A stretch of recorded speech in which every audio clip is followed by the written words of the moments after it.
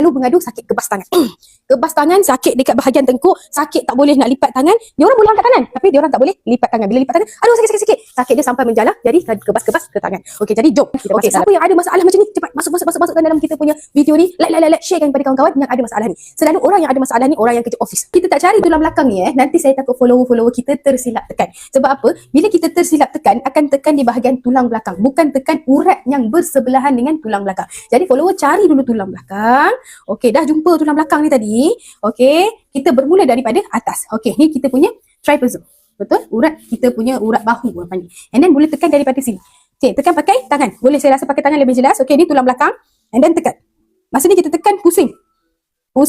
Kita buka dulu kunci-kunci dia dulu. Kita relaxkan dulu otot yang lebih tegang. And then turun sikit ke bawah. Okey, nampak?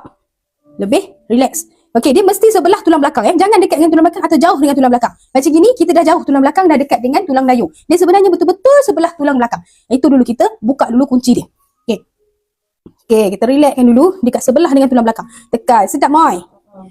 Amoy ni dia memang sakit. Nampak? Kita dah jumpa urat yang bersimpul. Bila kita ini adalah urat belikat yang bersimpul bersebelahan dengan tulang belakang. Masa ni kita tekan, Amoy ni rasa macam sakitnya. Tapi sakit sedap. Boleh dengar ke Amoy? Amoy pula. Boleh dengar tak follower? Dia punya bunyi urat tadi yang kita petik kita. Kruk. Saya tak main urat belikat lagi tau. Kita buka dulu dia punya kunci di bahagian sebelah tulang belakang. Ini yang kena buka dulu. Bila kita dah buka yang ni, insya-Allah masa kita urut urat belikat akan lebih mudah dan urat dia lebih longgar.